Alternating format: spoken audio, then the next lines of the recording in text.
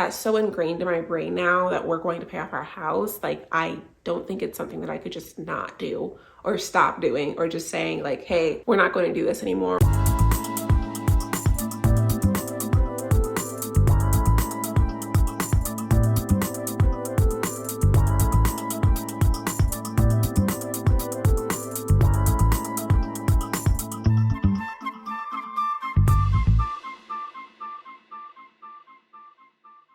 Hello everyone and welcome back to our channel. As you guys can tell, we are on a mortgage payoff journey. Next month will be 3 years in this house and 3 years trying to pay off this house. One thing I've come to find out with being on a mortgage payoff journey is that there are a lot of misconceptions out there. Now, of course, these are my own opinions in regards to what I believe are misconceptions, but I definitely think it's something that everyone should realize or at least have an open mind about, because not everything is a one size fits all. Everyone is just trying to make it to their end goal of what financial freedom looks like for them. For us, our financial freedom goal looks a little bit different than most people, and that's fine. But if you are actually actively trying to pay off a house, or if you're not, and you have conceptions about people who are, you may have the wrong idea about some of us. So the first misconception I believe is out there is that you have to refinance at some point when you're going to pay off your house.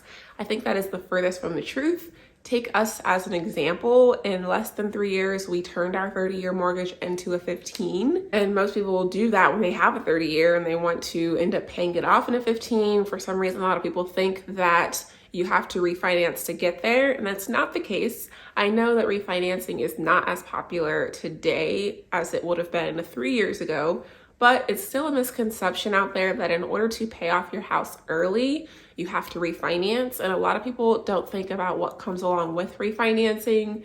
You have closing costs, it changes the end date of your loan. And ultimately, I truly believe that whatever you could accomplish by refinancing, it could be done all on your own. Refinancing is actually what ends up messing a lot of people up, because with it extending the loan term, you could actually end up paying more interest in the end. And do not get me started on like cash out refinances and things like that, because I think that that's completely just setting yourself up for failure. When you're refinancing your home in order to use your equity to actually end up getting cash, whatever you're using it for, me personally, I would want to pay it off house before anything. I don't want to use my equity, even if it's for renovations and things like that.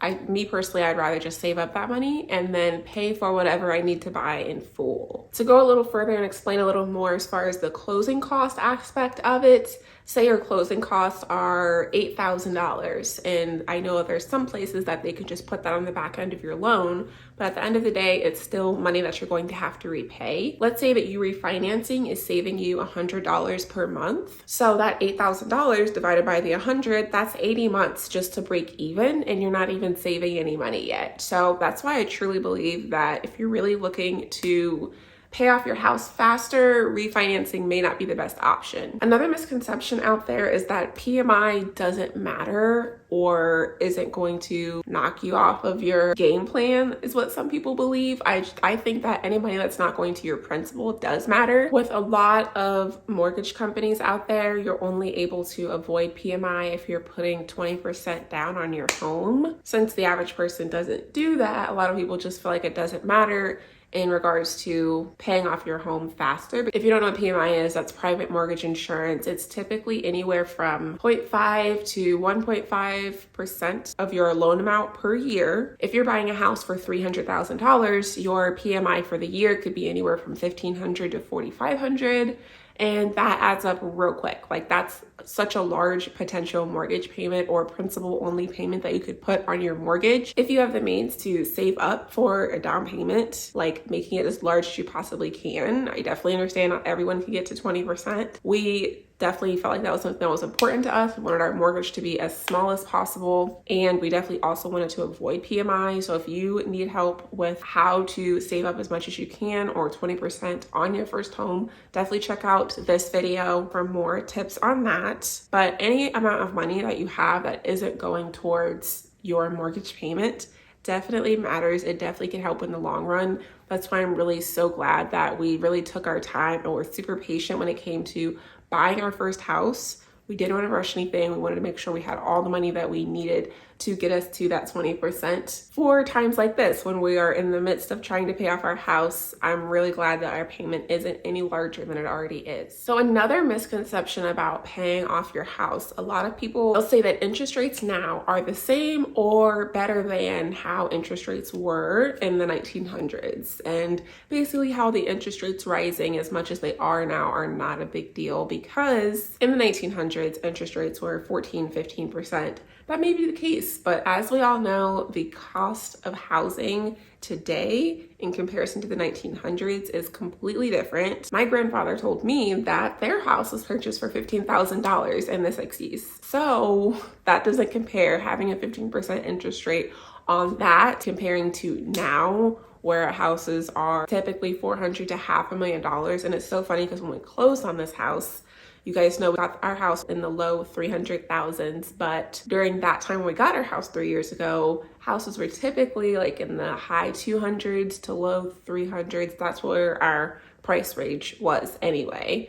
And we saw this house like in the past month or so. That was beautiful, checked a bunch of my boxes, and we were just daydreaming over it. And I want to say it was around 450, something like that. And we're just like, wow, that's such a great price. But just 3 years ago, that would have been so much money out of our price range, something that we wouldn't even looked at, like getting that close to $500,000. But just in 3 years, cost of housing has gone up so much, despite interest rates being what they are, people not being able to afford housing, all of that. So it's just crazy how much the cost of everything has gone up and we don't even bat an eye at it. But I definitely think that interest rates now, with the housing prices being as large as they are, does not compare to the 1900s. Of course, people still have to buy houses. And the main thing that I can just suggest is saving as much as you can, putting as much money down as you can.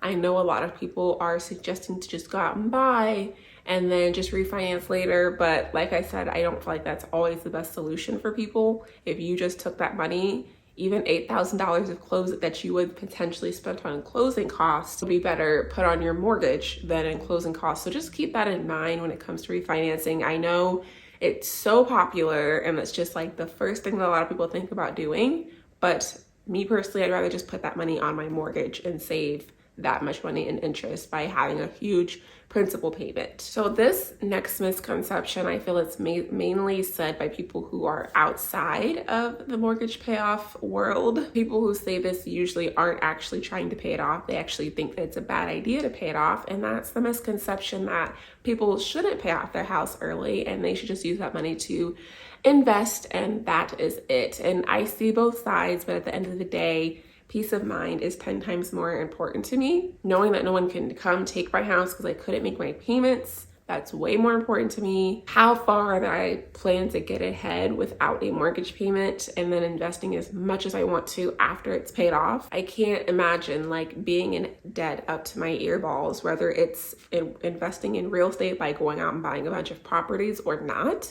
Just the thought of that gives me anxiety. I want nothing to do with it. And it's crazy how common people think it is, or how it's just like, that's just what you're supposed to do. Like go out and get a bunch of rental properties just because you have equity in your home or good credit score or what have you. I want nothing to do with being a landlord. I don't want any tenants. I don't want any of that. I don't even have time for that now. So I just can't even imagine. But that's definitely a misconception. Just because you already have your first property that you're living in or that you don't want to live in, you don't have to rent out your home every chance you get. Instead, if you want to just be debt free like us, that's definitely also another option. But to each their own. I understand that everyone has their own way of living, and that's fine. But my issue comes when people try to tell other people how they should be living their life, and that they shouldn't be living their life the way that they are. So the last misconception that I feel is out there, and if I'm forgetting anything, guys, definitely feel free to comment it down below. But the last one that I can think of that is just, actually it's out there with a lot of things, not just paying off your house, also with paying off consumer debt and just so many things out there. People always think there is some type of secret sauce or a secret recipe or something out there that just gets you the shortcut. Instead of having to go jump over all the hurdles and through the obstacles, like somehow instead of doing all of that, there's an easy way that you can just go straight to the finish line and you don't have to do all the work. That's not the case. That's not the case with paying off consumer debt. I know when we paid off all of our consumer debt, people always asked us how we did it, as if it wasn't just as simple as consistently paying on your debt, like over and over and over again. Like, don't stop, just keep doing it every time you get paid. Like, that is the recipe to a lot of people's success, is just being consistent and continuing to do it. It's to the point now with us paying off our house that we just don't even think about it. Like, the money just goes out automatically every payday. And you just have to be consistent. You just have to keep doing it and not giving up on your end goal. Like, my mind is just so, like, that's so ingrained in my brain now that we're going to pay off our house. Like, I don't think it's something that I could just not do or stop doing, or just saying like, hey, we're not going to do this anymore, or I don't want to do this. Like, I've had my mind set on this prize for so long. I just cannot imagine one day saying, hey, we're no longer going to do it, especially since we're over halfway done. Next month will be 3 years in this house, so we're already 60% of the way done, and this time is going to pass us by anyway. Like, the next 2 years, I already know it's going to go super fast because time is always flying by. I feel like time goes so fast. So why not have those 2 years pass by anyway? And then once that time comes, be mortgage free. We are still nearing our next milestone, which will be hitting 5 figures on our mortgage. Still not sure of what we're going to do to celebrate. So if you have any ideas, definitely comment down below. We still have at least 3 or so months to get there. But if you enjoyed this video, please give it a thumbs up. Please comment down below and let me know if there's anything I forgot, and we will see you in our next video.